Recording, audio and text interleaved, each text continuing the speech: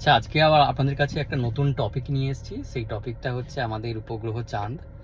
তো আমাদের কাছে চাঁদ কতটা গুরুত্বপূর্ণ সেটা নিয়েই আমি আপনাদের বলবো। তো প্রথম কথা হচ্ছে, আপনি যে চাঁদটাকে দেখছেন আপনি হয়তো ভাবছেন যে চাঁদ তো জাস্ট একটা রকি প্ল্যানেট, অতটা ইম্পর্টেন্ট নয় আমাদের কাছে। কিন্তু প্র্যাকটিক্যালি চাঁদ আছে বলেই কিন্তু আমাদের পৃথিবীতে জীবন রয়েছে। আবার আমাদের পৃথিবীতে প্রাণের সৃষ্টি হওয়ার কারণও কিন্তু হচ্ছে চাঁদ। যদি চাঁদ না থাকতো আমাদের পৃথিবীতে কিন্তু এরকমভাবে প্রাণের সৃষ্টি হতো না। হয়তো আমরা ব্যাকটেরিয়া ভাইরাস লেভেলে আমরা প্রাণ থাকতো আমাদের পৃথিবীতে, কিন্তু এত কমপ্লেক্স মানুষের মতো কমপ্লেক্স প্রাণের কিন্তু সৃষ্টি হতো না। তাহলে আমি গোড়া থেকে শুরু করছি। প্রথমে আমি বলবো যে কীরকমভাবে চাঁদ আমাদের হেল্প করেছে, মানে আমাদের পৃথিবীতে প্রাণের সৃষ্টি হওয়াতে। আবার আমি নেক্সট যেটা বলবো সেটা হচ্ছে চাঁদ যদি না থাকতো তাহলে আমাদের ইম্প্যাক্টটা কী হতো। তো চাঁদ না থাকলে কিন্তু আজকে যদি চাঁদ ভ্যানিশ হয়ে যায় তাহলে চাঁদের সঙ্গে সঙ্গে কিন্তু আমাদের পৃথিবীতে যা প্রাণ আছে সেই প্রাণও ভ্যানিশ হয়ে যাবে। চাঁদ আমাদের কাছে এতটাই ইম্পর্টেন্ট। ঠিক আছে, তো আমি একদম গোড়া থেকে শুরু করছি। তো আজ থেকে প্রায় 4.5 বিলিয়ন ইয়ার্স আগে যেটা হয়েছিল, পৃথিবী তখন ছিল কিন্তু লিকুইড ফর্মে ছিল এবং লিকুইড হট ম্যাগমা, এটা ছিল পৃথিবীর স্টেট। এখনকার মতো কিন্তু রকি প্ল্যানেট কিন্তু পৃথিবীতে ছিল না। ঠিক সেই সময় একটা বড় প্ল্যানেট, সায়েন্টিস্টরা যার নাম দিয়েছে থিয়া, সেই বড় প্ল্যানেটটা কিন্তু পৃথিবীকে হিট করে। এবং সেই বড় প্ল্যানেটটা পৃথিবীকে হিট করার জন্য কি হয়েছিল, পৃথিবীর কিন্তু একটা বড় অংশ ছেড়ে গিয়ে কিন্তু চাঁদের সৃষ্টি হয়েছিল। প্রথমের দিকে কিন্তু আপনার চাঁদ, যে আপনি দেখেন একটাই চাঁদ, প্রথমে কিন্তু আমাদের উপগ্রহ দুটো ছিল। বেসিক্যালি আপনি বলতে পারবেন দুটো চাঁদ ছিল। আস্তে আস্তে গ্র্যাভিটেশনাল ফোর্সে একে অপরকে আকর্ষণ করে তারপরে তো দুটোই তো পৃথিবীর চারিদিকে ঘুরছিল, যেহেতু পৃথিবীর গ্র্যাভিটি বেশি। তো মোটামুটি দুটো চাঁদ জোড়া লেগে আমাদের একটা চাঁদ তৈরি হয়। আর ইনিশিয়াল যখন চাঁদ তৈরি হয়নি, যখন থিয়া পৃথিবীকে হিট করেনি, তখন কিন্তু পৃথিবী নিজের অক্ষের চারিদিকে ঘুরতে সময় নিত কিন্তু 6 ঘন্টা। এখন আপনি জানেন যে 24 ঘন্টা একদিন হয়, তখন কিন্তু পৃথিবীর একদিন ছিল হচ্ছে 6 ঘন্টা। তো এটা একটা বিরাট বড় ফ্যাক্টর, সেটা আমি পরে বলবো যে কেন 24 ঘন্টা একটা বড় ফ্যাক্টর পৃথিবীতে একটা জটিল প্রাণ সৃষ্টি হওয়ার জন্য। তো থিয়া হিট করলো পৃথিবীর একটা বড় অংশ ছেড়ে গিয়ে চাঁদ সৃষ্টি হলো। তারপর চাঁদ সৃষ্টি হওয়ার পর আস্তে আস্তে যে পৃথিবীর যে আপনাকে স্টেটটা বলেছিলাম সেটা ছিল উত্তপ্ত, গরম উত্তপ্ত ম্যাগমা, যেটা লিকুইড ফর্মে ছিল, সে আস্তে আস্তে ঠান্ডা হতে শুরু করলো এবং ঠান্ডা হওয়ার সঙ্গে সঙ্গে কিন্তু অনেক জলীয় বাষ্প রিলিজ করলো। সেখান থেকে জলীয় বাষ্প রিলিজ করার সঙ্গে সঙ্গে মেঘের সৃষ্টি, মেঘের থেকে বৃষ্টিপাত, তারপর থেকে সেখান থেকে হচ্ছে সমুদ্র। এবং তখন এই বায়ুমণ্ডলে কিন্তু আমাদের মোটামুটি ওই 4টে মেন উপাদান ছিল, যেটা হচ্ছে আপনার হাইড্রোজেন ছিল, মিথেন ছিল, অ্যামোনিয়া ছিল, আর হচ্ছে আপনার হাইড্রোজেন ছিল। এই 4টে মেন জিনিস কিন্তু আমাদের তখন মানে এনভায়রনমেন্টে ছিল। সেখান থেকে তারপরে কি হয়, যে আপনি জানেন, আমি এর আগেও বলেছি যে যখনই আপনার টেম্পারেচার ইনক্রিজ হয় তখন কিন্তু কেমিক্যাল রিয়াকশানগুলো খুব ফাস্ট হয়। তো এই সময় কি হয়েছিল, তোমার আপনার আলট্রাভায়োলেট রে, তারপরে হচ্ছে গরম, তখন যে পৃথিবীর স্টেটটা ছিল খুবই হাজার হাজার ডিগ্রি সেলসিয়াস টেম্পারেচার ছিল, আর তারপরে হচ্ছে লাইটনিং। সো এই সমস্ত এফেক্টের জন্য কিন্তু আপনার কেমিক্যাল রিয়াকশন হয়ে কিন্তু অ্যামাইনো অ্যাসিড, ফার্স্ট আপনি বলতে পারেন যে বিল্ডিং ব্লক অফ লাইফ। আপনি জানেন, আপনি যদি প্রোটিনকে ভাঙতে থাকেন তার সব থেকে ক্ষুদ্র যে কণাটা আপনি লাস্টে পাবেন সেটা হচ্ছে অ্যামাইনো অ্যাসিড। তো এটা হচ্ছে একটা basic building block of life. তো অ্যামাইনো অ্যাসিড তৈরি হয়ে গেল। এরপর যেটা হয়েছিল, চাঁদ প্রথমে দিয়ে কিন্তু পৃথিবীর খুব কাছে ছিল, সেটা আপনাকে আমি এবং আস্তে আস্তে কিন্তু চাঁদ আমাদের পৃথিবী থেকে দূরে সরে যাচ্ছে। ঠিক আছে, তো চাঁদ যেহেতু আমাদের কাছে খুব ছিল আর আমাদের তখন সমুদ্র সৃষ্টি হয়ে গেছে, তো চাঁদের গ্র্যাভিটির জন্য, আপনি জানেন যে চাঁদের গ্র্যাভিটির জন্য আমাদের জোয়ার ভাটা হয়। তো তখনও কিন্তু জোয়ার ভাটা হওয়া শুরু হয়েছিল, কিন্তু তখন এখন যে আপনি জোয়ার ভাটার সময় যে ঢেউ দেখতে পান, তখন কিন্তু আপনার 100 গুণ শক্তিশালী ছিল। ঠিক আছে, এবং 100 গুণ শক্তিশালী হওয়ার জন্য কি হয়েছিল, সেই যখনই জোয়ার হতো সেই জোয়ারের জল বিভিন্ন কোস্টাল এরিয়া থেকে মিনারেলগুলোকে ধুয়ে নিয়ে এসে সমুদ্রে সেগুলো মিশতো, এবং শুধুমাত্র সমুদ্রে মিশতো না, যে সমস্ত কোস্টাল এরিয়াতে বেসিনগুলো ছিল, ছোটো ছোটো বেসিনগুলো ছিল আপনার চৌবাচ্চার মতো আপনি ভাবতে পারেন, সেখানে কিন্তু সেই সমস্ত মিনারেলগুলোকে কালেক্ট করে সেখানে কিন্তু জড়ো হতে শুরু করে। এই এই যে এই যে খনিজ পদার্থগুলো জলের সঙ্গে মিশে যে লিকুইডটা তৈরি হয়েছিল, সায়েন্টিস্টরা তার নাম দিয়েছে প্রাইমোরিয়াল স্যুপ। তো এটাই আপনি বলতে পারেন যে পৃথিবীতে প্রাণ সৃষ্টি হওয়ার মানে একটা ফ্যাক্টরি আপনি বলতে পারেন। হ্যাঁ, আপনি বলতে পারবেন যে চাঁদ যদি না থাকতো, সমুদ্র তো সৃষ্টি হয়েই গেছিলো, আমরা জানি যেখানেই জল থাকবে সেখানেই প্রাণের অস্তিত্ব থাকবে। হ্যাঁ, অবশ্যই হতো, ব্যাকটেরিয়া ভাইরাস লেভেলে হতো, কিন্তু এত কমপ্লেক্স ইয়ে হতো না। মানে আমি যেটা আপনাকে বললাম যে সমুদ্র সমস্ত খনিজ পদার্থ, সমুদ্র বলছি, কোস্টাল এরিয়াতে আপনার সমস্ত মিনারেলসগুলো সমুদ্রে এসে যখন মিশতো তখন কিন্তু এতটা কনসেন্ট্রেটেড অবস্থায় থাকতো না, এবং ছোট ছোট বেসিনগুলোর মধ্যে এই কনসেন্ট্রেশন হওয়াটা কিন্তু খুব খুব ইম্পর্টেন্ট, এবং এর জন্যই কিন্তু আমাদের এত কমপ্লেক্স লাইফ তৈরি হয়েছে। ঠিক আছে, তো আপনার বেসিনগুলোতে আপনার খনিজ পদার্থ মিশ্রিত জলগুলো জমা হলো, এবং সেটাকে বলা হয় আপনি টাইডাল পুল থিওরি বলা হয়, বা ওয়েট অ্যান্ড ড্রাই থিওরি বলা হয় প্রাণ সৃষ্টি হবার এই এই এই ফেজটাকে। এবং আস্তে আস্তে তখন কি হলো যে জোয়ারের সময় জল আসতো, বেসিনে সমস্ত কিছু ওই লিকুইডটা জমা হতো, আবার প্রচণ্ড হিটের জন্য সেটা এভাপোরেট হয়ে যেত, এবং এভাপোরেট হয়ে যাওয়ার পর আবার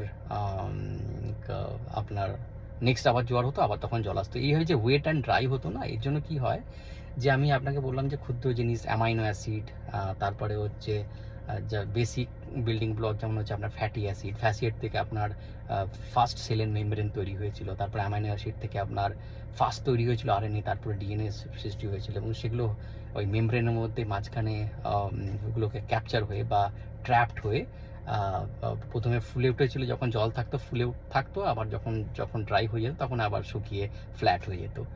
তো এরকমভাবে ওয়েট অ্যান্ড ড্রাই হতে হতে যে ছোটো ছোটো জৈব অণুগুলো সেগুলো একসঙ্গে যুক্ত হয়ে কিন্তু আস্তে আস্তে প্রথমে আপনার মেমব্রেন তৈরি হলো, মেমব্রেনের মধ্যে ভেতরে আরএনএ ডিএনএ তৈরি হলো, নিউক্লিয়াস তৈরি হলো, হওয়ার সঙ্গে সঙ্গে বাকি সমস্ত আপনার যে ফেজগুলো তৈরি হওয়ার পর একটা কিন্তু কমপ্লিট সেল তৈরি হয়েছিল। প্রথম প্রোটো সেল তৈরি হয়েছিল, তারপরে যেই মুহূর্তে আপনার সেলগুলো বাইরে থেকে রিসোর্স নিয়ে নিজে এনার্জি জেনারেট করতে শুরু করলো, তখন বেসিক্যালি সেই ফেজটাকেই বলা হয় যে প্রাণের সৃষ্টি হলো। মানে যে কোনো সেল যখন নিজে ডিভাইড করতে শুরু করবে, নিজে এক্সপ্যান্ড করতে শুরু করবে, 1 থেকে 2, 2 থেকে 4, 4 থেকে 6, এবং সেই যখন সেলগুলো বাইরে থেকে রিসোর্সগুলোকে কালেক্ট করে সেগুলোকে এনার্জিতে কনভার্ট করবে, তখনই সায়েন্টিস্টরা বলে, তখনই আপনার প্রাণের সৃষ্টি হওয়া, আপনাকে সায়েন্টিস্টরা আপনার বলে যে এটা কি প্রাণের সৃষ্টি আমরা ধরে নিতে পারি, যে এটাই হচ্ছে ফার্স্ট আপনি ফেজ প্রাণ সৃষ্টি হওয়ার। তো আপনি দেখতে পেলেন যে এরকমভাবে প্রাণের সৃষ্টি হলো। তো এরপর আমি আপনাকে বলি যে আপনাকে বললাম না যে 6 ঘন্টা আগে পৃথিবী ঘুরতো, একদিন ঘুরতে পৃথিবীর সময় লাগতো 6 ঘন্টা, তারপর আস্তে আস্তে বাড়তে বাড়তে 24 ঘন্টা হলো। এটা হলো কেন? তার মেন হওয়ার কারণ হচ্ছে আপনার চাঁদ যে নিজের গ্র্যাভিটির জন্য যে পুল করতো পৃথিবীর সমুদ্রের জলকে পুল করতো, তার জন্য আপনার জোয়ার ভাটা হতো, এবং সেই জোয়ার ভাটা হওয়ার জন্য কি হতো, পৃথিবী টাইডাল একটা ফ্রিকশন ক্রিয়েট হতো, পৃথিবী এবং পৃথিবীর ভূপৃষ্ঠ এবং সেই জলের মাঝখানে একটা টাইডাল ফ্রিকশন হতো, এবং সেই টাইডাল ফ্রিকশনের জন্য কিন্তু আস্তে আস্তে পৃথিবী কিন্তু স্লো হয়ে যাচ্ছে, এবং আজ থেকে কিন্তু 1 বিলিয়ন ইয়ার্স বা বিলিয়ন ইয়ার্সের পর কিন্তু পৃথিবী কিন্তু আরও স্লো হয়ে যাবে। মানে আপনি এখন একদিন 24 ঘন্টা পাচ্ছেন, সেটা কিন্তু এখন 25 ঘন্টা, তারপর 26 ঘন্টা, 27 ঘন্টা এরকমভাবে হবে। মানে আপনার দিন বেসিক্যালি বাড়ছে। ঠিক আছে, তো এটা একটা বড় কারণ হচ্ছে দেখুন, 24 ঘন্টা পাওয়া মানে কিন্তু পৃথিবীর একটা সাইড কিন্তু মোটামুটি 12 ঘন্টা পায়, সূর্যের আলো পায়, এবং সেই সূর্যের আলো পাওয়ার জন্য কি হয় যে আমাদের যে ফটোসিনথেসিস হয়, সেই ফটোসিনথেসিসের থ্রু দিয়ে কিন্তু আমাদের অক্সিজেন তৈরি হয়, এবং আমাদের বায়ুমণ্ডলে আপনি জানেন তো 23% অক্সিজেন রয়েছে। তো সেটা আপনি খুব ভালো করে জানেন যে অক্সিজেন কতটা ইম্পর্টেন্ট আমাদের জীবনে। ঠিক আছে। আর তারপরে হচ্ছে শুধুমাত্র সেটা নয়, অক্সিজেন জেনারেট করার জন্য নয়, আর একটা বড় ফ্যাক্টর হচ্ছে চাঁদ কিন্তু পৃথিবীকে খুব স্টেবল রাখে। তার মানে আপনার যদি চাঁদ না থাকতো, তাহলে কিন্তু পৃথিবী কিন্তু 0 থেকে 85 ডিগ্রির মধ্যে কিন্তু সুইং করতো। এবং কেন সুইং করতো? কেননা চাঁদ ছাড়াও যে সমস্ত বড় বড় উপগ্রহগুলো আছে, যেমন বৃহস্পতি থেকে আরম্ভ করে আরও যে সমস্ত উপগ্রহগুলো আছে, সেই উপগ্রহগুলোর গ্র্যাভিটির ফোর্সের জন্য কিন্তু পৃথিবী 0 থেকে 85 ডিগ্রির মধ্যে সুইং করতো। এবং সুইং হওয়ার জন্য কি হতো, আমাদের যে এখনকার যে একটা স্টেবল একটা জলবায়ু রয়েছে, তারপরে সেই স্টেবল জলবায়ুটা আর সিজনগুলো কিন্তু আর থাকতো না, প্রচণ্ড ক্যাওটিক হতো। কোনো যেখানে আপনার যেদিকটা সূর্যের আলো থাকতো না, সেদিকখানে একদম টেম্পারেচার একদম আপনার নেগেটিভে চলে যেত। আবার যেখানে সূর্যের আলো থাকতো সেখানে কিন্তু টেম্পারেচার একদম 200-300 ডিগ্রি সেলসিয়াস কি আরও বেশি হয়ে যেত, মানে প্রচণ্ড ক্যাওটিক হতো। এবং ওই রকম ক্যাওটিক পরিবেশে কিন্তু প্রাণ সৃষ্টি হওয়ার সম্ভাবনা খুবই কম ছিল। তার মানে আপনি বুঝতে পারছেন যে শুধু চাঁদের আকর্ষণের জন্য পৃথিবী কিন্তু স্টেবল থাকে এবং 23.5 ডিগ্রি কিন্তু কোণে হেলে থাকে। এবং সেই স্টেবল থাকা 23.5 ডিগ্রি কোণে হেলে থাকা, তার জন্য আমাদের এই জলবায়ু সিজন রয়েছে, একটা স্টেবল জলবায়ু রয়েছে, এবং আমাদের একটা অনুকূল পরিবেশ রয়েছে প্রাণ সৃষ্টি হওয়ার জন্য।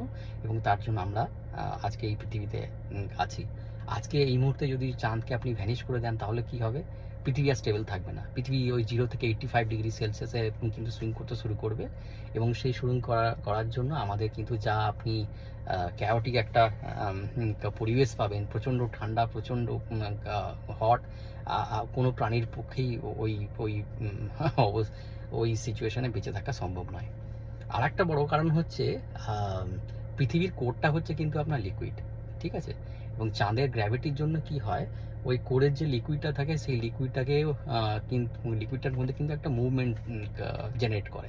এবং সেই মুভমেন্টের জন্য কিন্তু আমাদের পৃথিবীতে ম্যাগনেটিক ফিল্ড আছে। এবং সেই ম্যাগনেটিক ফিল্ড কিন্তু আমাদের পৃথিবীর বাইরে থেকে আসা আলট্রাভায়োলেট রেগুলোকে কিন্তু আটকায়। হ্যাঁ, তার জন্য কিন্তু আমরা বেঁচে আছি আর কি। শুধুমাত্র আলট্রাভায়োলেট রে নয়, সূর্য থেকে যে সমস্ত সোলার পার্টিকেলগুলো আসে, ঠিক আছে, এই মুহূর্তে যদি আপনার ম্যাগনেটিক ফিল্ডটাকে আপনার পৃথিবী থেকে ভ্যানিশ হয়ে যায়, এই মুহূর্তের মধ্যে আমরা কিন্তু মানে কি বলবো, ওই সোলার পার্টিকেলগুলো আমাদেরকে হিট করে কিন্তু এই মুহূর্তে আমাদেরকে মানে একদম কপুরের মতো উবে যাবো আর কি আমরা। আমাদের আজকেই একদম সমস্ত পৃথিবীতে সমস্ত প্রাণের বিনাশ ঘটবে। তার মানে আপনি বুঝতে পারছেন যে চাঁদ আমাদের কাছে কতটা ইম্পর্টেন্ট। এক হচ্ছে ম্যাগনেটিক ফিল্ড, সেকেন্ড হচ্ছে আপনার 23.5 ডিগ্রি তে হেলে থাকা একটা স্টেবল আমরা জলবায়ু পাচ্ছি তার জন্য। আর আপনাকে তো বললামই যে আপনার প্রাণের সৃষ্টি হওয়ার জন্য আপনার তো ইয়েটা তো রয়েইছে, জোয়ার ভাটার অবদান তো রয়েইছে। এবং হ্যাঁ, আর আপনাকে যেটা বললাম যে হ্যাঁ, চাঁদ আপনার কিন্তু আস্তে আস্তে কিন্তু আমাদের পৃথিবী থেকে দূরে সরে যাচ্ছে। যেমন প্রতি বছর কিন্তু 3.8 সেন্টিমিটার কিন্তু চাঁদ আমাদের পৃথিবী থেকে দূরে সরে যাচ্ছে। আপনি এবারে বলবেন যে দূরে সরে যাচ্ছে কেন? দেখুন, চাঁদ আমাদের পৃথিবীতে যে সমুদ্রের জল আছে, সেই জলকে পুল করে, তার জন্য জোয়ার ভাটা হয়। এবং চাঁদ এখানে পুল করছে তার গ্র্যাভিটির জন্য, রাইট? আবার কিন্তু জলের ফুলে ওঠারও কিন্তু একটা মাস আছে, ঠিক আছে? চাঁদ ধরুন যদি এখানে থাকে, এবং চাঁদ পৃথিবীও তো নিজের অক্ষের চারিদিকে ঘুরছে, রাইট? এবার পৃথিবী নিজের অক্ষের চারিদিকে ঘুরছে এবং চাঁদও পুল করছে, কিন্তু যখন চাঁদের গ্র্যাভিটির জন্য জলটা ফুলে উঠবে, তখন এক্স্যাক্টলি এইখানে ফুলে ওঠাটা থাকে না। মানে জোয়ারটা ঠিক এইখানে আপনি বলতে পারেন তৈরি হয় না, হয় একটু এই সাইডে। যেহেতু পৃথিবী ঘুরছে, সেই না জলের আপনার যে ফুলে ওঠা অংশটা তৈরি হয় এইখানে। এবং যেহেতু সেই ফুলে ওঠা জলের অংশ একটা মাস আছে, সেই মাসটাও কিন্তু আবার চাঁদকে পুল করে গ্র্যাভিটির জন্য। এবং সেই গ্র্যাভিটির পুল করার জন্য কিন্তু চাঁদের কিন্তু কক্ষপথ কিন্তু আস্তে আস্তে সরে আসছে। মানে আজকে যেটা ধরুন যে 100 সেন্টিমিটার আছে, সেটা কিন্তু 100 প্লাস 3.8 সেন্টিমিটার, মানে এরকমভাবে চাঁদের কিন্তু কক্ষপথ কিন্তু চেঞ্জ হচ্ছে, মানে চাঁদ আমাদের থেকে দূরে সরে যাচ্ছে। ঠিক আছে, তো আপনি আজকে দেখতে পেলেন যে আপনি হয়তো এর আগে হয়তো ভাবতেন যে চাঁদ একটা রকি প্ল্যানেট, সেরকম কোনো গুরুত্ব নেই, কিন্তু চাঁদের গুরুত্ব হচ্ছে বিশাল। চাঁদের জন্যই আমাদের এরকম একটা কমপ্লেক্স প্রাণ মোটামুটি 4.5 বিলিয়ন ইয়ার্স আগে যে চাঁদের সৃষ্টি হয়েছিল। এবং তখন থেকেই কিন্তু চাঁদ আমাদের হেল্প করে আসছে প্রাণ সৃষ্টি হওয়ার জন্য। এবং আজকে যে আমরা বেঁচে আছি কিন্তু শুধুমাত্র চাঁদের জন্য। ঠিক আছে, আশা করছি আপনাদের এই ভিডিওটা খুব ভালো লাগবে এবং কোনো কোয়েশ্চেন, টেকনিক্যাল কোয়েশ্চেন থাকলে অবশ্যই আমাদের জানাবেন। থ্যাংক ইউ, ভালো থাকবেন।